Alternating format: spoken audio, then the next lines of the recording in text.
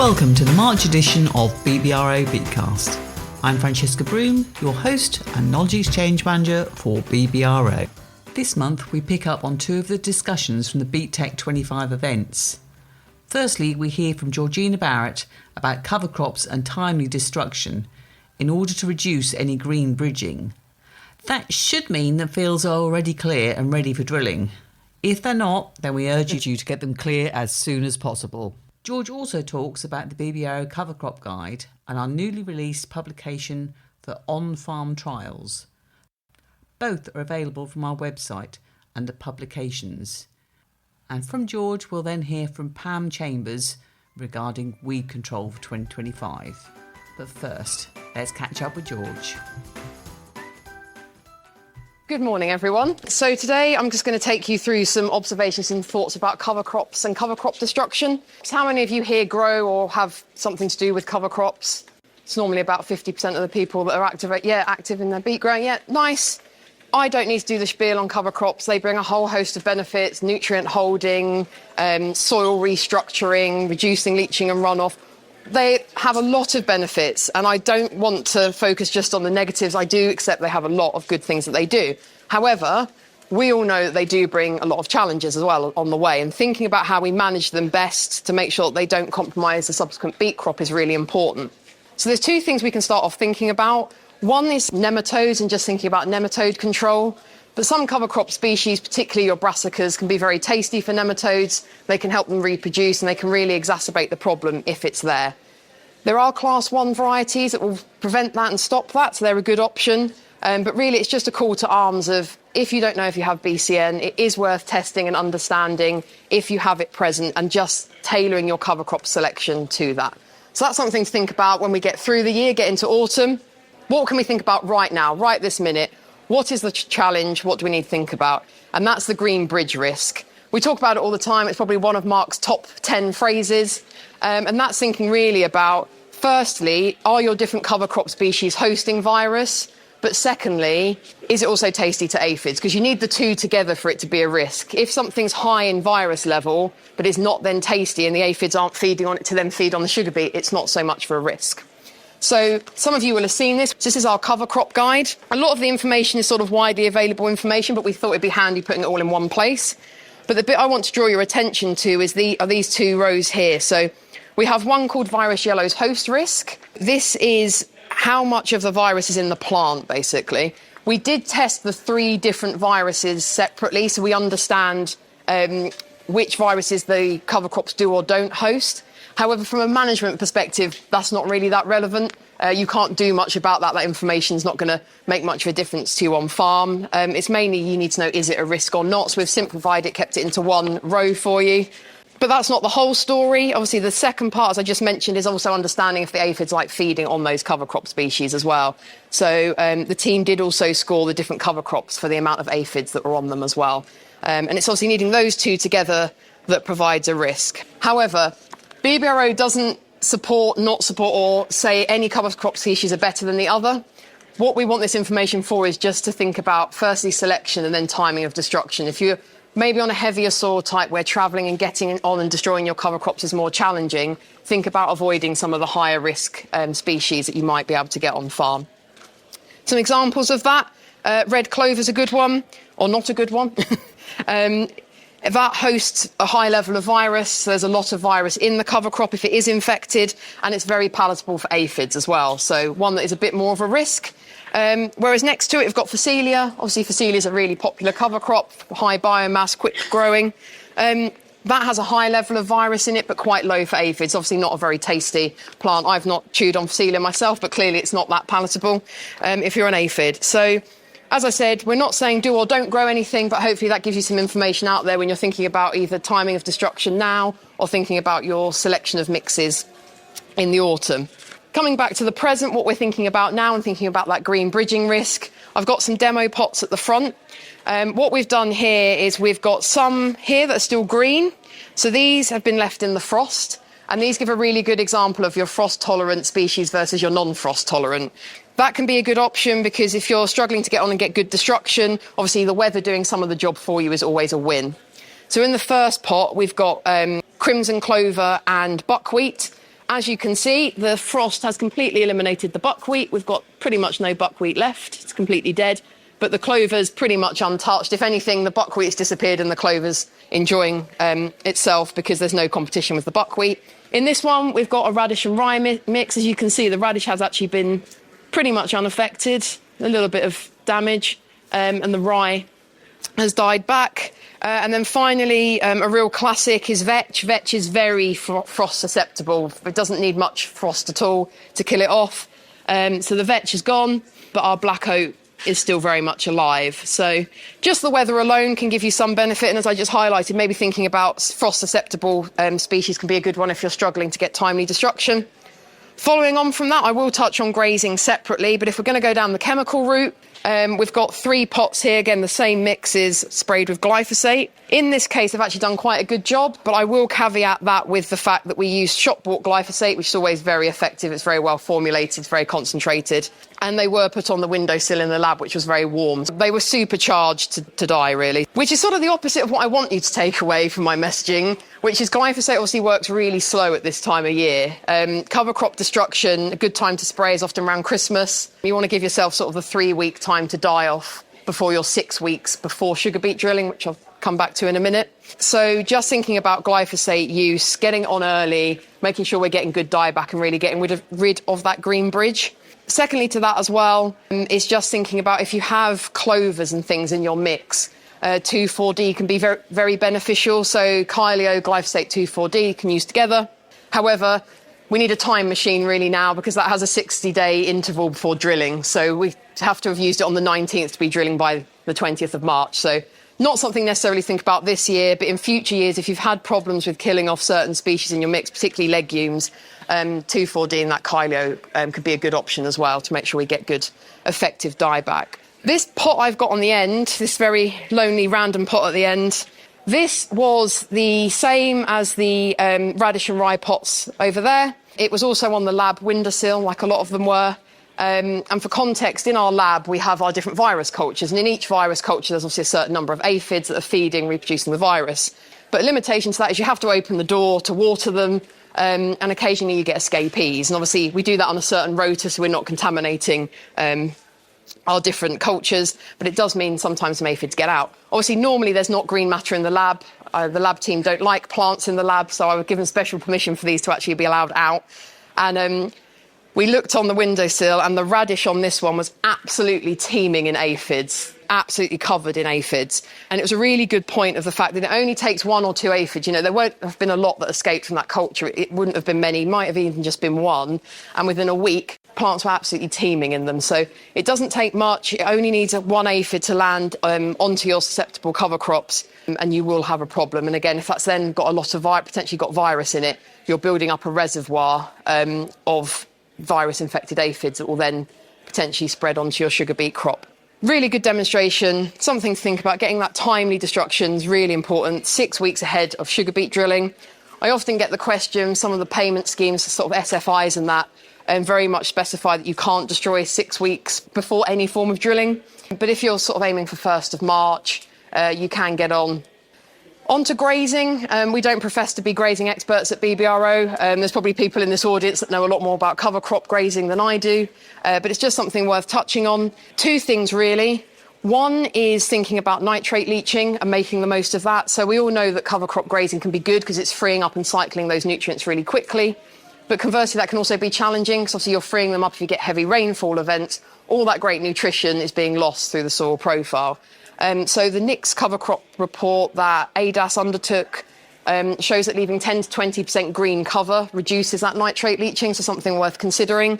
But again, green bridging risks are weighing up there as well, challenges there. The other good thing with leaving some green top does mean that you can get on, and if you do decide to spray off with glyphosate, you will get better, obviously, control and efficacy. You need some of that green top remaining. So on the grazing front, I completely get it. It can be a bit of a trade-off. You might leave your interval a bit closer to sugar beet drilling if you're wanting to feed the sheep and meet your weight gain targets. But certainly don't dismiss it and think, oh, they're eating it, so it'll be fine. There will still be aphids walking around on some of those crops that you've got in your grazing mix as well. So just something to consider and maybe get out there and have a bit of a look.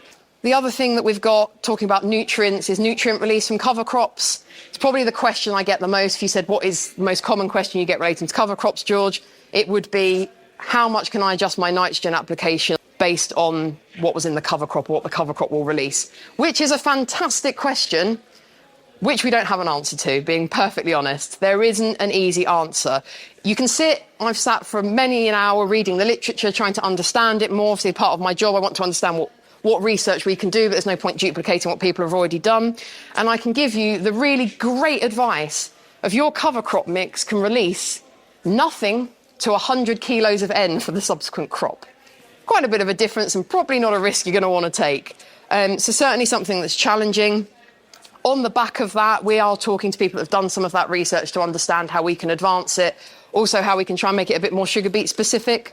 So we're off a bit of a foray into it this year. So we've got 2 cover crop trials in Norfolk to start with. They've been done by the farmer commercially, so they've gone through, drilled different replicated strips.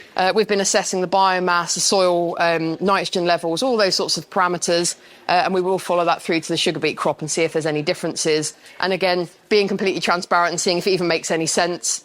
So that data will be hopefully available. We'll update you as we go through in the year. And in those as well, we'll have the Plenty Sense nitrate sensors. So Alistair's got one on display in the crop watch area.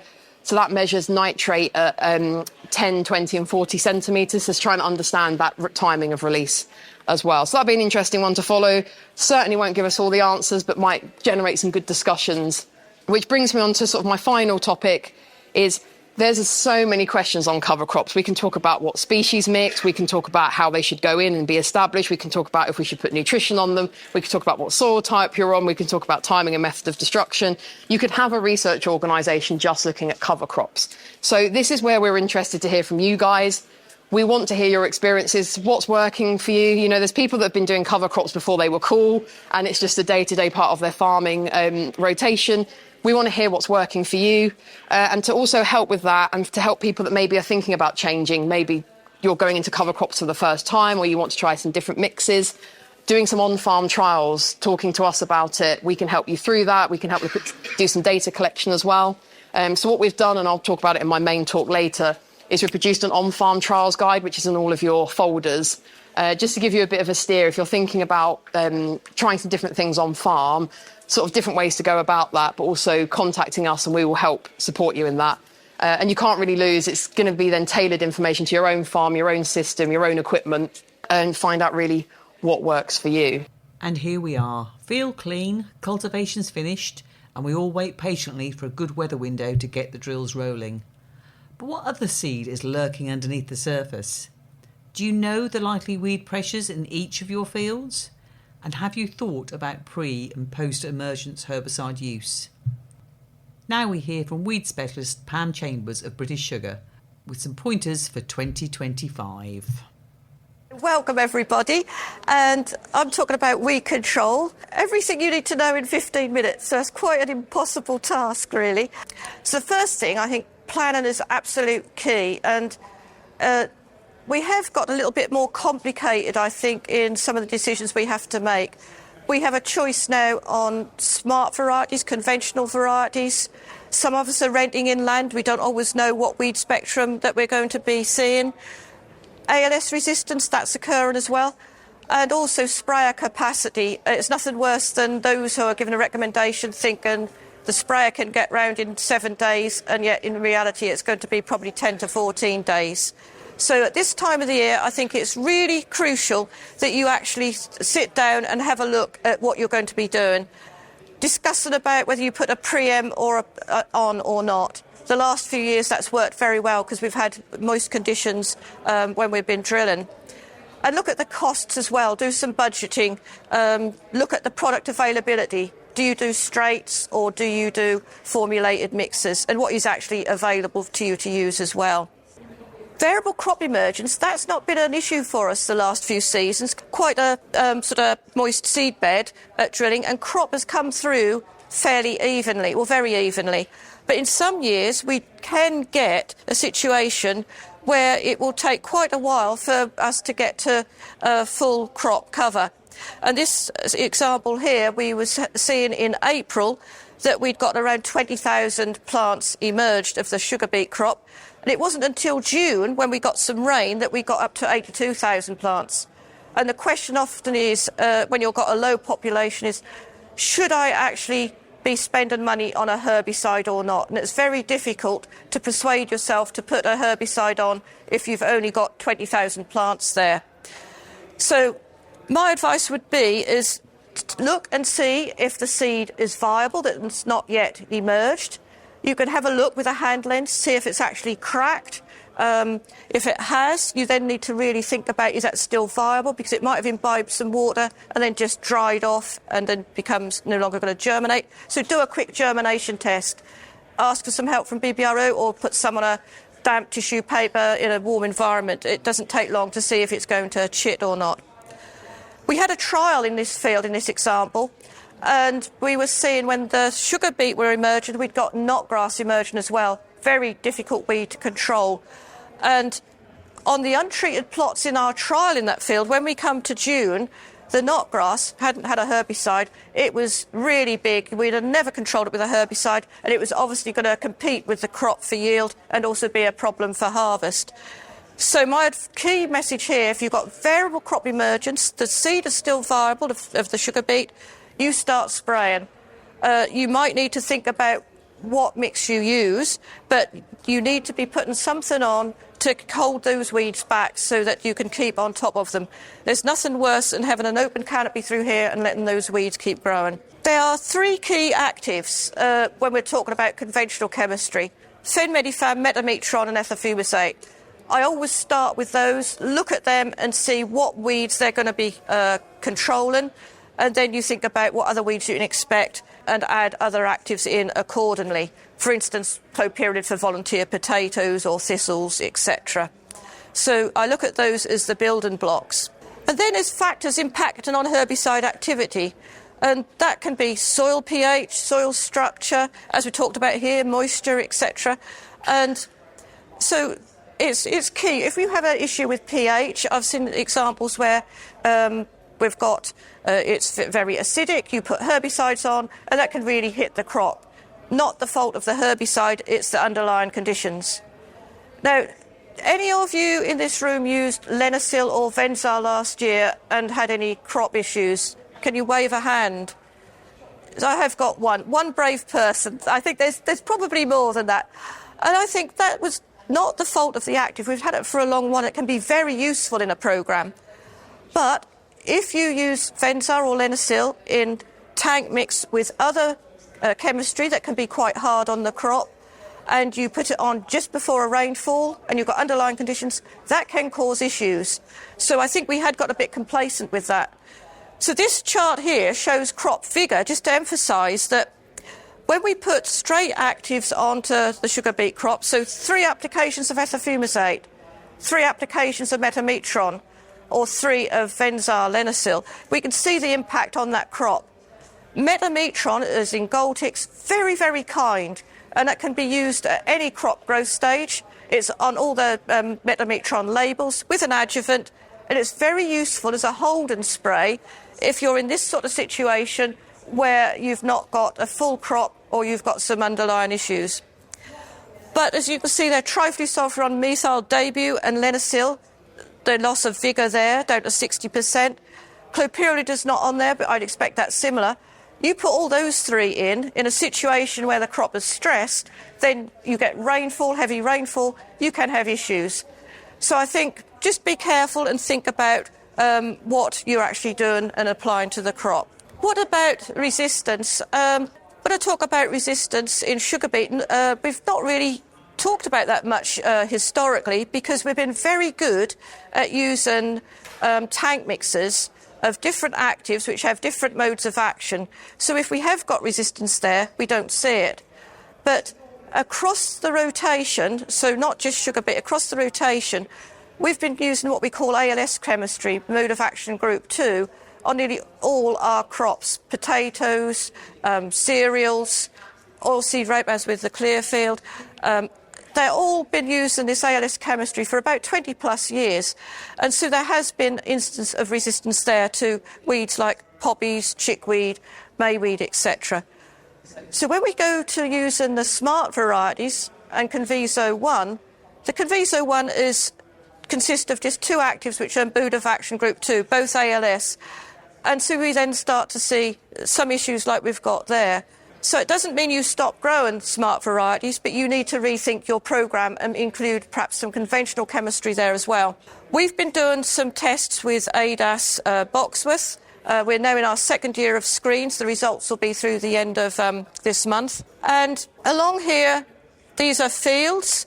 And also we include some susceptible strains that we know are susceptible to the ALS chemistry of poppy and chickweed. And what we see is with the susceptible ones, we've actually taken the seed, we've planted it, let it grow on, and then sprayed it with a full rate of Conviso 1.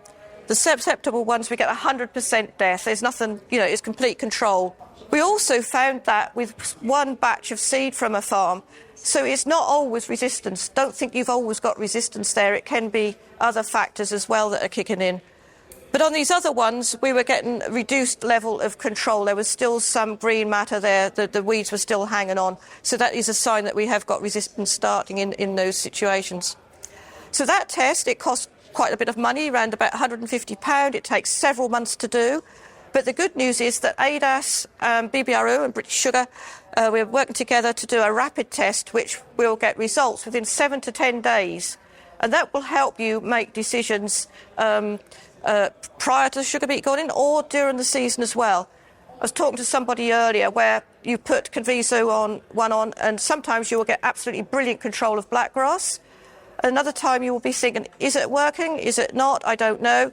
You could do a test, get that back within 7 to 10 days and know, that's fine, it's going to all go and be OK. Or do I need to put something like clethodim on to finish it off? So that is something to keep an eye on. That will be available very soon. Blackgrass control always comes up. And nothing really too much new there. When we're using conventional chemistry, we would say start off with ethofumicate as a pre-emergence. That's where you're going to get your most activity from. Include some other actives in there as well to broaden the spectrum of the weeds that you want to control. Something like metametron, or you can add in quinmeric. That is useful as well. And then post-emergence, we tend to be relying on the clethodim to give control of the blackgrass. What has changed there is you've got a range of formulations available now. I think the main one we all relate to is Centurion Max, which is a 120-gram formulation. But we have others now which are 180 and 240. And some of those allow you to put a higher amount of clethodim onto the crop. And don't forget, in fodder beet for a number of years now, we've been able to apply a 2-litre rate of the 120 formulation. Clethodim is very safe to sugar beet. It's unlike what you would see in the oilseed rape crop. And so that, I think, is nothing else really to say about blackgrass.